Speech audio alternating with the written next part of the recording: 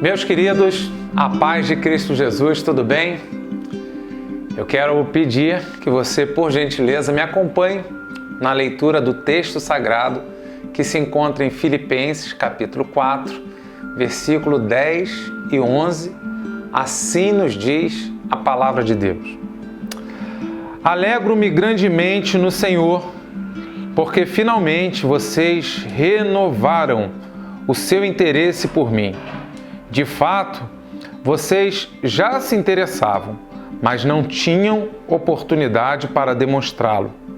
Não estou dizendo isso porque esteja necessitado, pois aprendi a adaptar-me a toda e qualquer circunstância.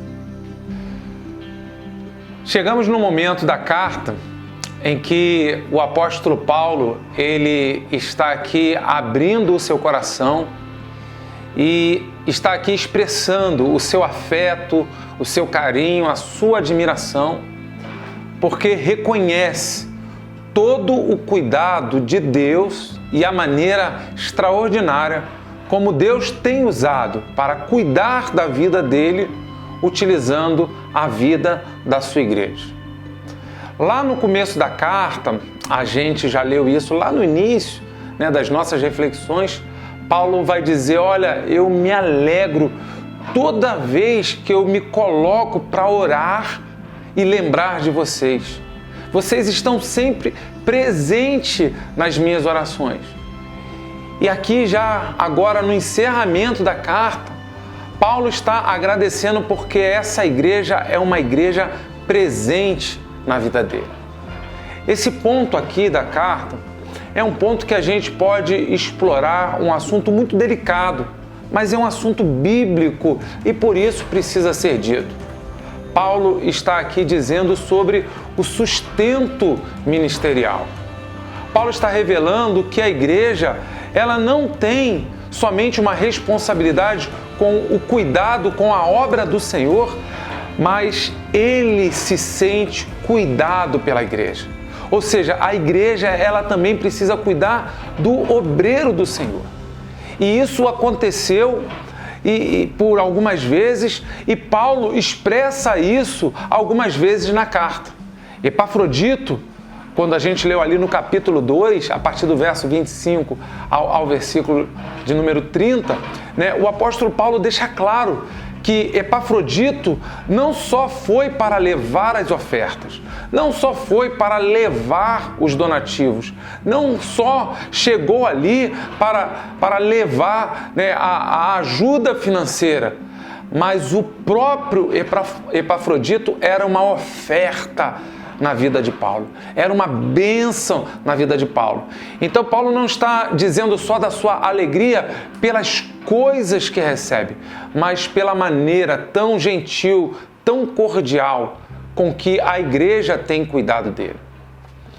A nossa igreja, ela tem passado por muitas experiências missionárias e eu louvo a Deus pela igreja que eu participo. A igreja, ela tem se mostrado responsável com o cuidado com a obra local e com o obreiro que está à frente do pastoreio da sua localidade.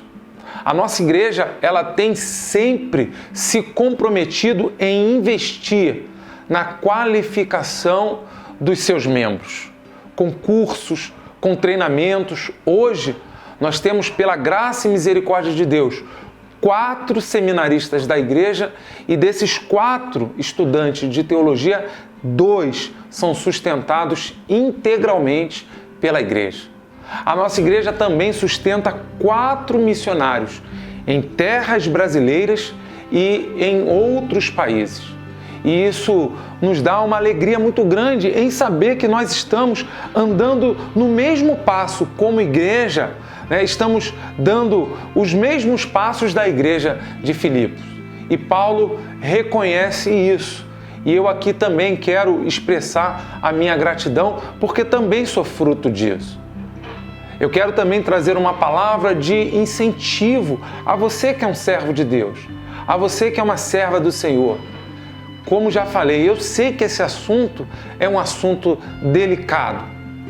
É um assunto delicado porque envolve finanças, envolve recursos financeiros. Esse assunto no meio da igreja às vezes gera algumas polêmicas, mas olha, não esqueça, o sustento da obra é responsabilidade da igreja do Senhor. Eu creio piamente nessa ordem das coisas. O Senhor supre a necessidade da igreja.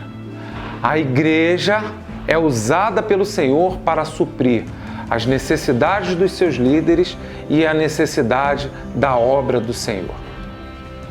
Para que o recurso chegue lá na ponta da linha, Deus fará com que o recurso chegue no bolso dos seus servos, no bolso da sua igreja.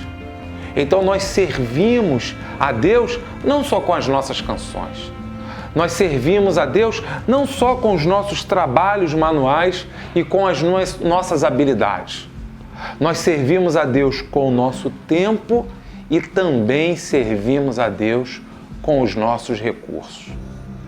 Porque reconhecemos que esses recursos que temos, só temos porque temos recebido das mãos do nosso Deus. E por isso, sustentar a obra do Senhor não é um dever, mas é um prazer que o Senhor nos concede. Somos participantes no progresso da obra do Senhor. Na verdade, a igreja, ela é uma instituição fenomenal. Eu hoje, por graça e misericórdia do Senhor, eu sou presidente de uma instituição, igreja, com razão social, com CNPJ. Eu hoje tenho a responsabilidade de administrar essa instituição e Deus tem colocado ao meu lado outras pessoas. Não só na tarefa de administrar uma instituição, mas também de cuidar da vida espiritual, social, familiar das pessoas que estão envolvidas com a vida da igreja. E eu dou graças a Deus, porque nessas atividades de gestão dos recursos financeiros e nessa atividade da gestão dos recursos humanos, Deus tem nos ajudado a fazer com que a sua obra possa crescer, com que o Evangelho seja pregado, com que vidas sejam alcançadas, com que muitas áreas da vida do ser humano seja atingida através do auxílio e da assistência espiritual e também social. A igreja, ela não é uma entidade com fins lucrativos, ela não tem essa finalidade. Na verdade, ela é uma entidade sem fins lucrativos, mas que ela gerencia recursos e, através desses recursos, ela atende às suas necessidades como instituição e também atinge as necessidades da sua comunidade. E como isso? Como isso pode acontecer? Como pode acontecer essa movimentação financeira? Como pode acontecer essa distribuição de recursos, de assistência? Como isso pode acontecer? Isso só pode acontecer por causa da generosidade, da fidelidade, da obediência, da gratidão, da fé. E tudo isso que envolve essa atitude do povo de Deus em financiar, em patrocinar e em dar assistência à obra do Senhor. E assim a obra do Senhor vai sendo feita. Nós temos missionários no Afeganistão, nós temos missionários na China, nós temos missionários em diversos países, países abertos ao Evangelho, países já com certa resistência ao Evangelho. E como é que essa obra ela consegue ser feita?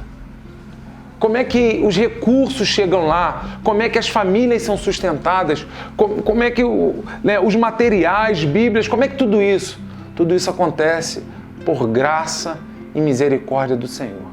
Por responsabilidade, por competência daqueles que estão na parte da gestão. E por saber que esse Deus fiel, Ele é que sustenta a sua obra e vem sustentando a sua obra ao longo dos séculos. Por isso que não falta os recursos. E o apóstolo Paulo, ele começa dizendo, já nessa parte final, ele começa dizendo, alegro-me grandemente no Senhor. Porque é o Senhor na vida das pessoas. É o Senhor tocando os corações, é o Senhor trazendo os recursos, é o Senhor abrindo portas. E ele vai dizer, porque finalmente vocês renovaram o seu interesse por mim. Paulo está preso.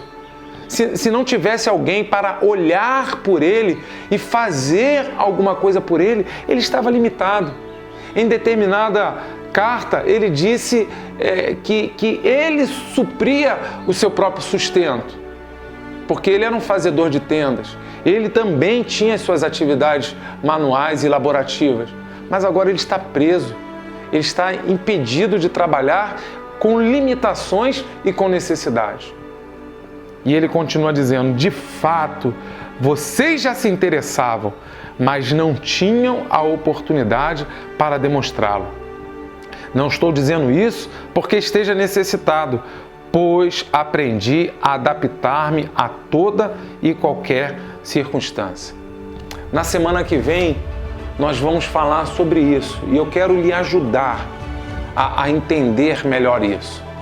Uma outra versão vai dizer assim, e é isso que a gente vai falar. Aprendi a viver contente em toda e qualquer situação. Na semana que vem, a gente deve pregar também 3 vezes sobre a arte do contentamento. Paulo está aqui transbordando de alegria, transbordando de felicidade, transbordando de gratidão num ambiente hostil, numa circunstância delicada, mas ele está fazendo assim porque ele é um homem satisfeito, ele é um homem contente e ele consegue enxergar a providência de Deus na vida dele e na vida da própria obra, no desenvolvimento da própria obra, porque o nosso Deus é um Deus fiel. Você pode viver uma vida contente, porque Deus é um Deus fiel. Para a semana que vem, a arte do contentamento em momentos difíceis da vida. Eu quero muito agradecer você que nos acompanha. Estamos encerrando mais uma semana.